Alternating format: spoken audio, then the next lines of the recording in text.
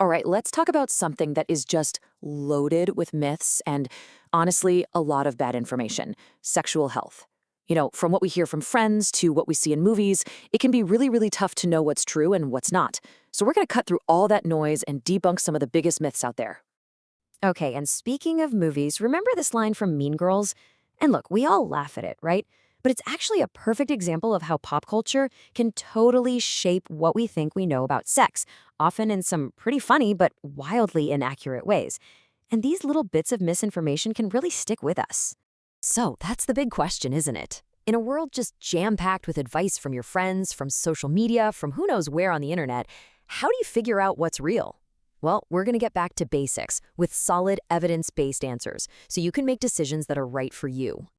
Okay, so let's kick things off with a really critical topic: protection and prevention. Because this is where some of the biggest misunderstandings can lead to some, well, pretty risky situations. Okay, this is a huge one. This idea that if you use a condom, you're 100% in the clear. Like it's this foolproof shield against absolutely everything. But is it really? So here's the reality. Condoms are great, they're highly effective, but they're not a perfect magic shield. And here's why. Some of the most common infections, like herpes and HPV, can actually spread just through skin-to-skin contact in areas a condom just doesn't cover. And of course, there's always human error. They can break, they can slip, especially if they're not used the right way. So it's way better to think of them as a tool for reducing risk, not completely eliminating it. And hey, speaking of using them the wrong way, let's bust this myth right now: double wrapping. It kind of makes sense on the surface. More layers equals more protection, right? Nope. It's actually way riskier. All that extra friction between the two layers makes them way more likely to tear. So just stick with one. One is the way to go. All right, another really common myth is that oral sex is basically safe sex. But the truth is, a lot of STIs can be passed on this way. We're talking herpes, gonorrhea, HPV. They can all infect your mouth and throat. That's why barrier methods, like using a condom or a dental dam, which is just a little latex sheet, are still super important for reducing that risk. Okay, so we've talked about protection. Now let's get into who's actually at risk. We're going to challenge some of those old stereotypes, and I think the real answer here might actually surprise you. This one? This one is probably one of the most dangerous myths out there. The idea that you can just look at someone and know if they have an STI, that these infections always have some kind of obvious visual sign. And this is exactly why that's so dangerous. Most of the time, STIs are asymptomatic. What does that mean? It means they have zero symptoms. None at all. Someone can carry and spread an infection for months, even years, and have absolutely no idea. So really, the only way to know your status or your partner's status for sure is to get tested, period. And to really hammer this point home, just look at this number: 1.6 million. So what is that?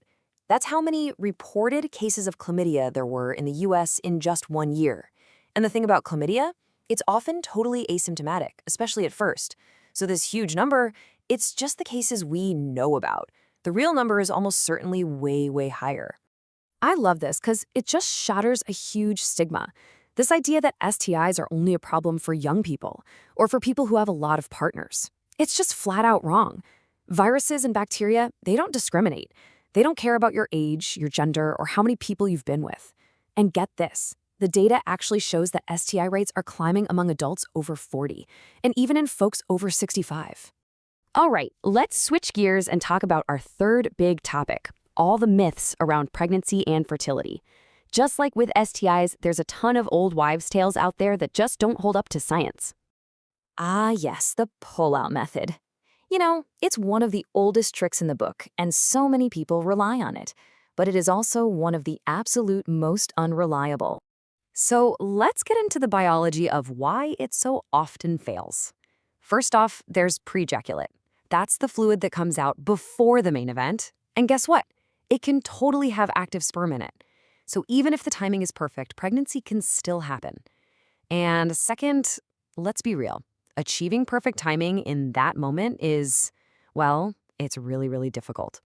So exactly how unreliable are we talking? Well, check out this number: 1 in 5. Yeah, that's the failure rate. About 1 out of every 5 couples who only use the withdrawal method for a year will get pregnant when they weren't planning to. When you see the odds like that, it really puts the risk into perspective, doesn't it?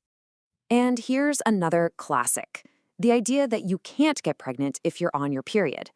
Now, while it's less likely, it is absolutely possible, and the science behind it is pretty interesting.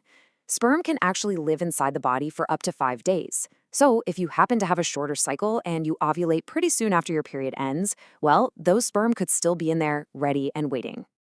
Okay, so we've busted a lot of myths. Let's kind of bring this all home. Because at the end of the day, this isn't just about random facts and numbers. It's about you. It's about your health. And you know what? Maybe this is the biggest myth we need to bust. This idea that you're not really in control of your own sexual health. The truth is, you are absolutely in the driver's seat. Knowledge really is power here. So, how do you take charge? It really boils down to these 4 things. 1. Talk openly with your partners, with your doctor. 2. Get tested regularly. It's just a normal, responsible part of taking care of yourself. 3. Use protection consistently to lower your risk. And number 4, get your info from trusted sources, like doctors and health organizations, not from some random myth you hear online. Look, your sexual health story is yours and yours alone to write.